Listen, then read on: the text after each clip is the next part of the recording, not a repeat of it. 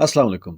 तहरीक इंसाफ ने दोबारा से अपने एहतजाज की कॉल दे दी, जो कि डी चौक में होगा। कहना सिर्फ इतना चाहूँगा, चंद सवालात हैं।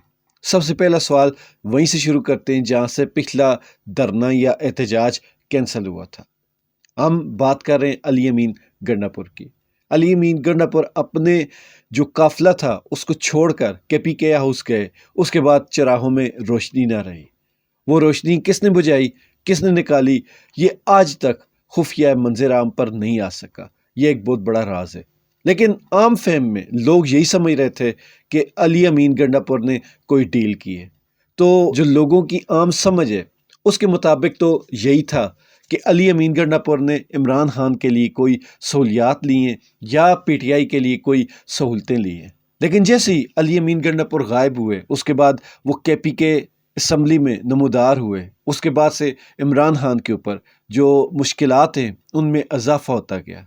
तो सवाल यही है कि फिर अली अमीन गंडापुर ये जलसा बीच राह में छोड़कर क्यों वापस चले गए थे।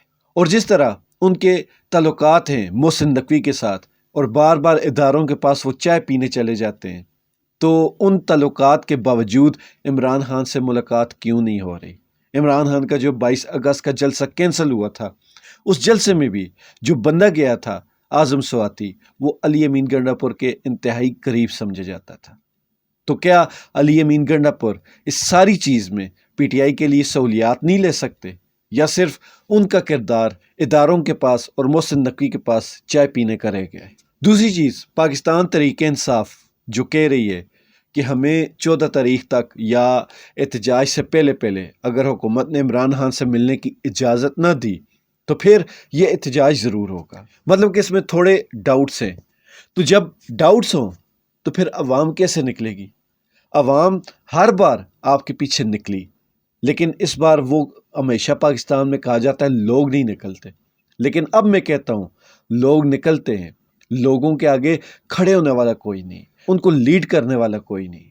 तो हर बार जब आप लोगों को निकालेंगे और लोगों के आगे खड़े होने वाले उनको धोखा देकर वापस चले जाएंगे, उनको बीच राह में छोड़कर चले जाएंगे, उनके दोस्तों को, हबाब को, भाइयों को और उनके घर वालों को पुलिस के रहम करम पर छोड़कर आप चले जाएंगे, उनका कोई परसाने हाल नहीं होगा, तो फिर कब तक लोग आपके ऊपर भरोसा करेंगे। एक दिन आएगा कि आप बार बार लोगों को आवाज़ देंगे, कॉल देंगे, लोग आपकी बात नहीं सुनेंगे। और मुझे लगता है कि ये जो बार बार की मिस फायर हो रहे हैं जलसों के नाम पर, धरनों के नाम पर, एहतजाज के नाम पर, शायद इसका मेन जो वजह है वो यही हो कि PTI के लोगों को मायूस कर दो, वो फिर असल जो काल होगी उस पर भी ना निकले।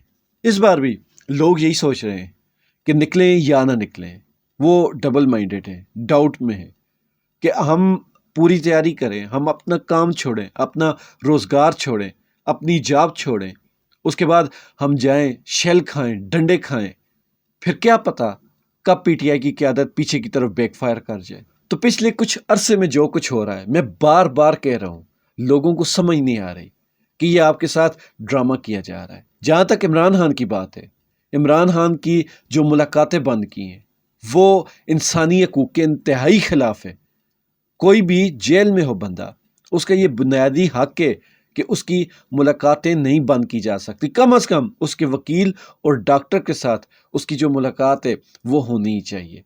और जो हुकूमत 22 अगस्त का जलसा कैंसिल करवाने के लिए सुबह सुबह खान साहब के पास बंदे भेज सकती है, तो अब ये इतना बड़ा जलसा, या आप कह लें कि इतनी बड़ी अचीवमेंट है हुकूमत की, उस दौरान वो अगर बदमज़गी नहीं चाहती तो इमरान खान की मुलाकात करवा दे। लेकिन शायद हुकूमत खुद चाहती है कि ये मामलात ख़राब हों, क्योंकि हुकूमत के अब पल्ले कुछ नहीं रहा। हुकूमत के पाँव उखड़ चुके हैं, हुकूमत के जो पाँव के नीचे से ज़मीन है वो सरक रही है।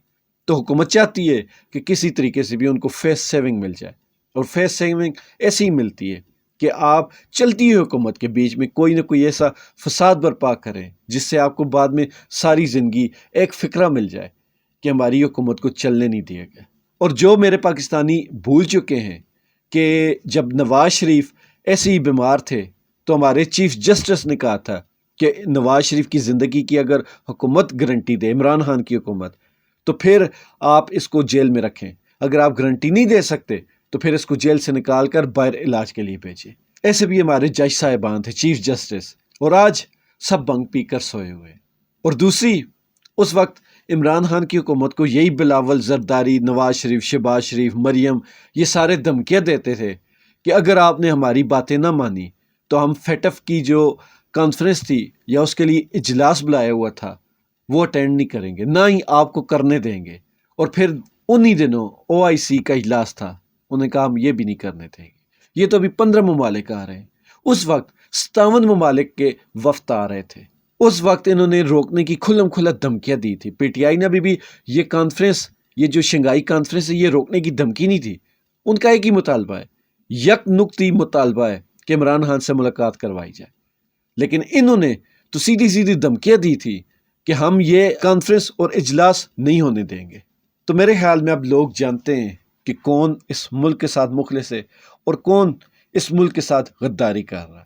باقی PTI کو ایک چیز ضرور کرنی پڑے گی کہ عوام کا جو کھویا ہوا مرال ہے، جو انہوں نے خود ڈاؤن کیا ہے، جو خود گرایا ہے، جو خود عوام کو مایوس کیا ہے، اس کو دوبارہ سے بنانا پڑے گا۔ اور وہ بنے گا تبھی جب آپ عوام کے آگے ڈٹ کر کھڑے ہوں گے۔ اگر آپ اس بار کھڑے نہیں ہوں گے تو مجھے لگتا نہیں کہ عوام دوبارہ آپ کی کال پر نکلے گی۔ اس بار بھی بہت ڈاؤٹ فل ہے کہ عوام شاید اس طرح نہ نکلے جس طرح پہلے نکلتی تھی۔